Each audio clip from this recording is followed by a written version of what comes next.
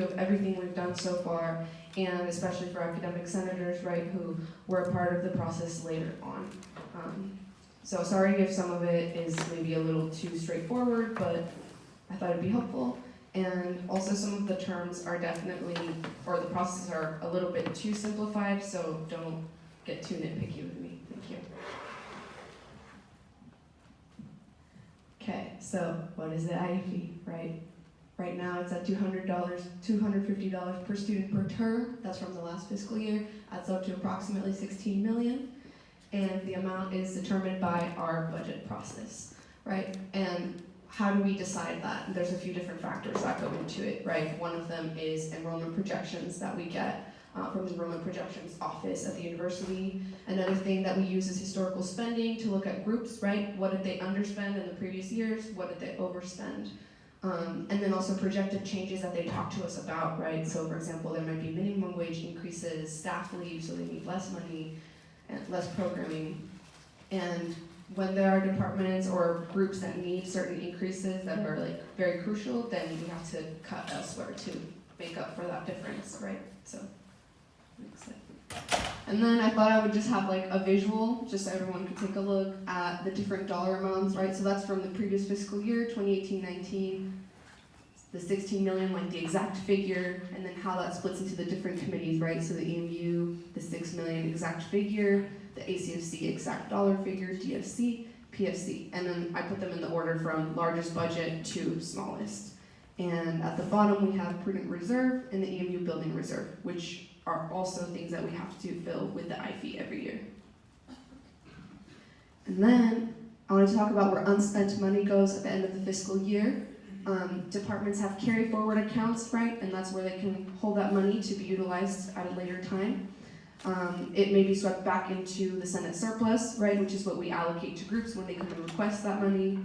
Or it may be going into the EMU operational reserve when those groups don't spend all their money. Lastly, or not lastly, there's a few more slides. For the different groups, right, you have EMU, ACFC, DFC, PFC, and then I just thought I would list the yellow boxes are the total programs that they work with, right? So EMU has 12, ACFC 9, DFC 15, PFC, I thought it was 215, correct me if that's wrong. I think 215 is on her. 215, okay, cool. And then some examples of the names. So for those of y'all who are academic senators who are thinking about which group do I want to go to, if you want to go based on some of the groups that you're interested in, this may be a helpful visual for that. And then I wanted to show what it looks like from the end of the actual groups, right? So the different IFE funded groups, this is the process that they have to go through. So the first thing is, for departments and contracts only, right? They have to submit the benchmarks. And then secondly, all of the groups prepare budget requests for the different finance committees that they fall under, right? And then the third step is they have to meet with their a member of their finance committee to discuss their budget and be like, okay, ask questions, what are we gonna do from here? And lastly, you have the budget hearings that happened recently, and those are the ones that academic senators that you were all required to attend. And then I wanted to show what the budget process looks like from our end, right? Because that was what it looked like from the group's end. So, next slide. So here we have the timeline that we followed, starting fall term, week 1. That's when the benchmark forms were distributed. As you can see, we progressed in the following weeks to budget packets distributed, meeting with their budget tags, and then all the way down to the actual budget hearings. And then we're at this green circle over here with the February 2nd saying Senate finalizes IFE budget recommendation. So, next slide. Okay, and just to go over what a benchmark is for people who may have forgotten the word, it's basically the worst case scenario increase of a budget, or in some cases, I guess, decrease. That's an oversimplified way of putting it, but next. So the original benchmark submission, right?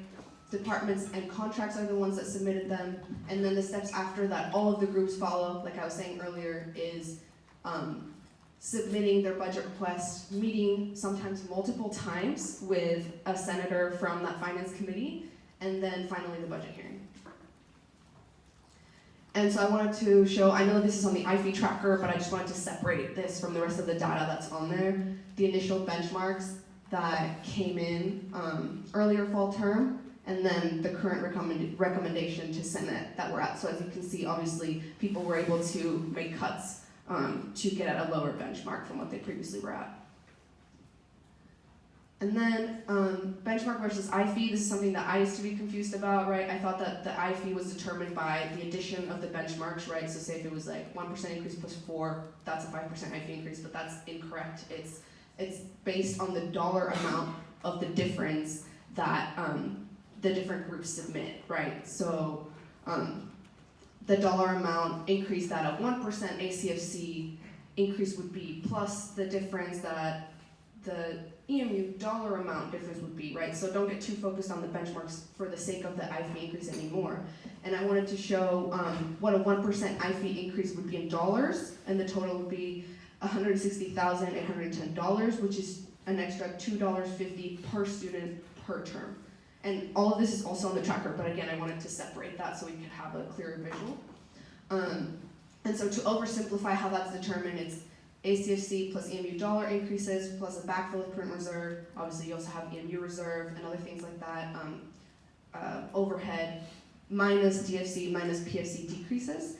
And again, this takes into account the enrollment projections that we have for next year. And that gives us the IFE increase that we see on the tracker. Okay, and over-realized versus under-realized, right? So over-realized is when the enrollment projections end up being higher than what we had anticipated for that fiscal year, and therefore we have more money than we thought we were going to have, right? And in previous years, when ASUO has had an over-realized dollar amount, they could either redistribute the money back to the students, they could put it back into surplus, so it can still be allocated to different student groups, or it can go into an unallocated account, and the use of that can be determined at a later time by the Senate. Now, when we're under-realized is when enrollment projections came in lower than what we had anticipated, and so we have less money than what we thought we would have, and there's a hole in the budget for the current fiscal year. So then we have to find a solution, right? So, next slide. Remember the deficit? Okay, so we started out this year at a deficit of $720,494. Right, and so if y'all remember, that was a struggle at the beginning of the year. We weren't even sure if we were going to be able to have a surplus, but we were able to fix that, and those are some of the places that we were able to pull from to fix that issue. And as you can see, I made a note that a lot of the money that we were able to put back into the deficit is from department DFC carry forward money that was unspent the previous fiscal year. So it's a good thing to have carry forward in cases of emergency, for example. And then as you can see in the last line there, we took $249,773 from the prudent reserve, right? And that needs to be backfilled, and that's something that we're also doing today. And the last Senate meeting, we were able to pull $12,500 from Holden Leadership Center to the prudent reserve, so that's gonna help our IFE figure today. So we're actually currently at a 3.4 IFE increase is what we're looking at. The last Senate meeting, as you all may remember, we were at a 3.8. However, ACFC had a final appeal hearing, and they were able to bring back an even lower benchmark and a lower dollar figure than what they had. And so 3.4 is as close as we can get to zeroing out the budget for next year. And here I just was going to show basically once again to remind you all of the benchmarks that they're currently at, recommending to Senate, and then those are the dollar amounts. And the ones in parentheses obviously are the negative ones. So a negative 0.3% in DFC is $7,560, right, as an example. Yeah, Janelle. Is there any way you or like Becky or Genevieve, one of you could email out the most current link for the tracker? Because I'm on the tracker right now, and I don't know if it's not updated because of the link or because of, but like the numbers aren't reflected correctly, so I just want to make sure I'm looking through one. Yeah. Are you using the link, to clarify, are you using the link that Melissa published in the Senate agenda? No, I'm using a link that was sent out via email like a while ago.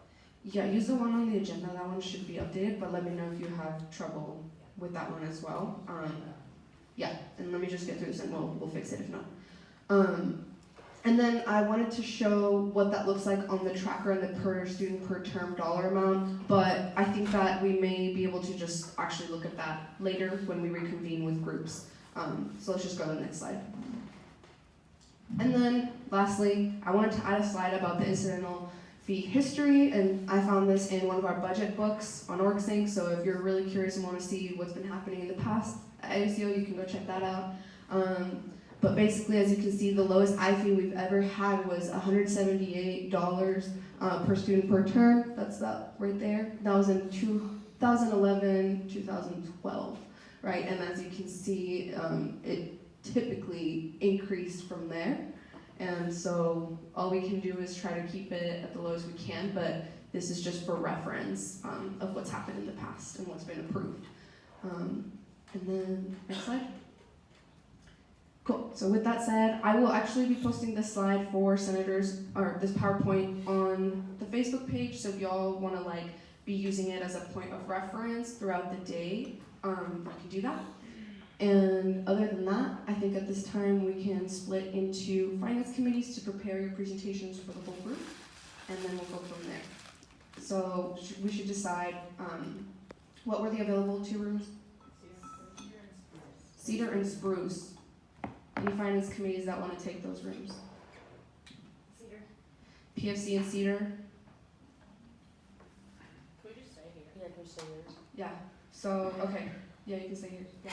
I guess EMU will take Spruce now. Okay, EMU will take Spruce. So, whoever wants to go to EMU, Spruce, PFC, Cedar, and then everybody, the other 2 groups will be in here.